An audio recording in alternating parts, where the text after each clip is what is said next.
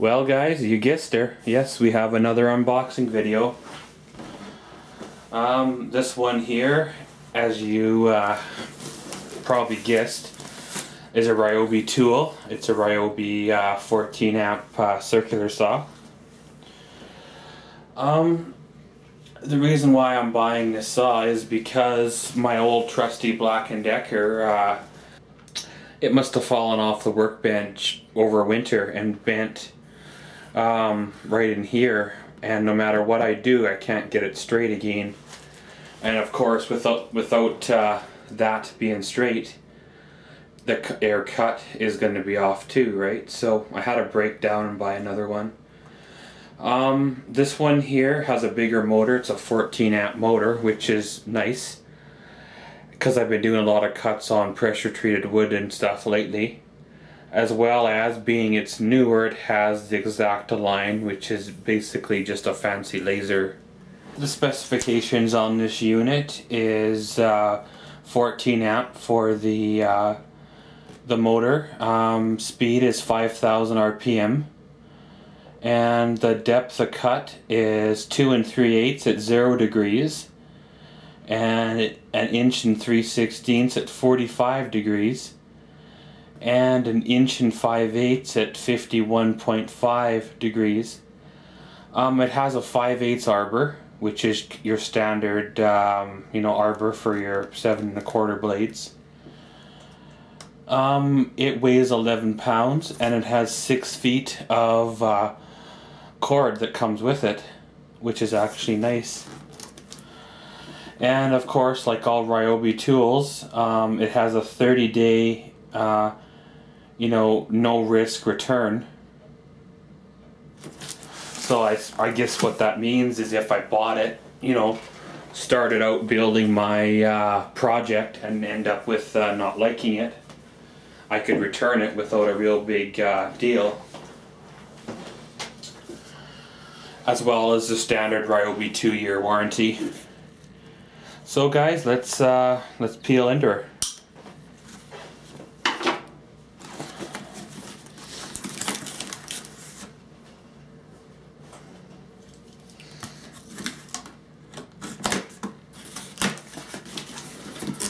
So of course, it had that handy dandy cardboard case around a fabric bag, which I'm assuming is what's housing the saw. So we'll get her, open it, and there you go.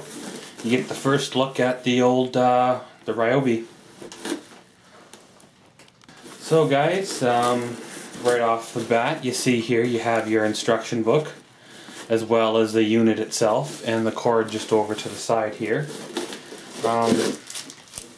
On the corner you'll find the original blade. This one here is a 24 tooth blade, so it's fairly coarse. Good for framing or stuff like that, right? So we'll pull out the little cardboard plug. And then you see the full view of the whole saw.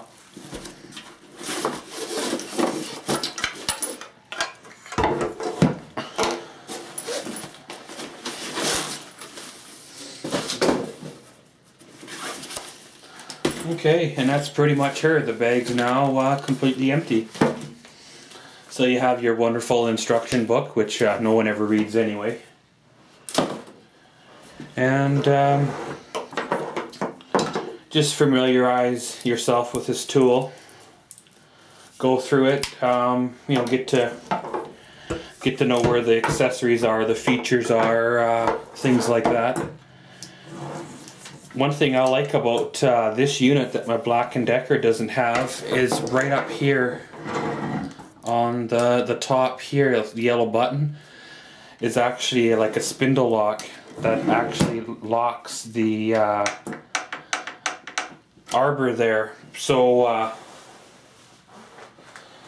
when you go in to change a blade, it doesn't want to spin on you. It's similar to the grinder type setup.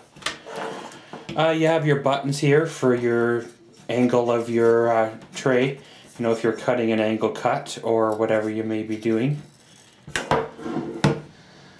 This here is an optional dust chute if you want to install it.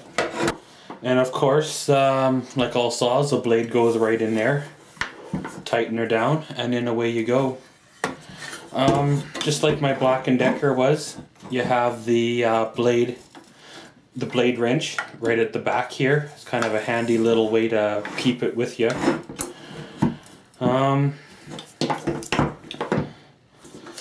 And right here on the front, right there is where your laser is.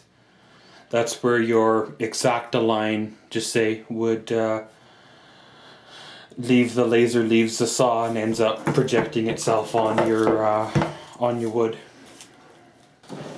Okay guys, so I just put power to the unit, and as you see right there, that red beam going across your screen is the laser feature.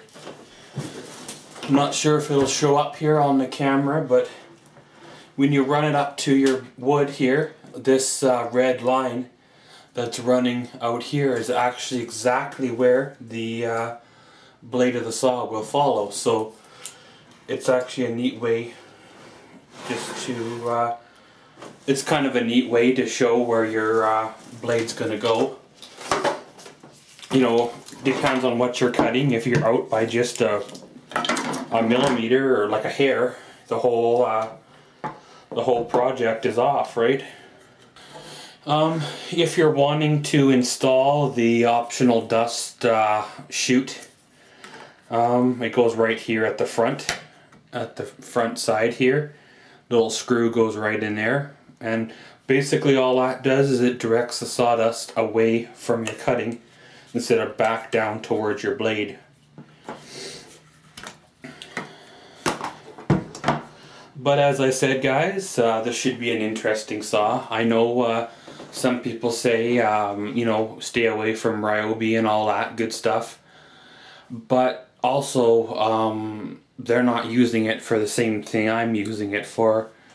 You know, if I was going to start out to build a house, or I was doing, you know, using it day in, day out, then yes, you know, I'd want one of the big brands because of the durability or of the, you know, the warranty and stuff like that, right? But for me, for what I'm going to use this for, this little RYOBI saw is quite sufficient. For what your average homeowner or do-it-yourselfer does, these little RYOBI tools would do quite well. I have a RYOBI drill that I've used for, I don't know, 2 years now, 2.5 years. It's off a warranty, and I push it fairly hard. I didn't really treat that thing very well. I actually, you know, worked it pretty good just because. And yes, it does get fairly hot. And of course, it's the heat that wrecks them, you know, among a few other things. But other than that, you know, they work for me. So guys, I guess you could say this has been an unboxing of a RYOBI X-Acto line 14 amp circular saw. As always, thank you for watching Maxwell's World. Comment, subscribe, and enjoy.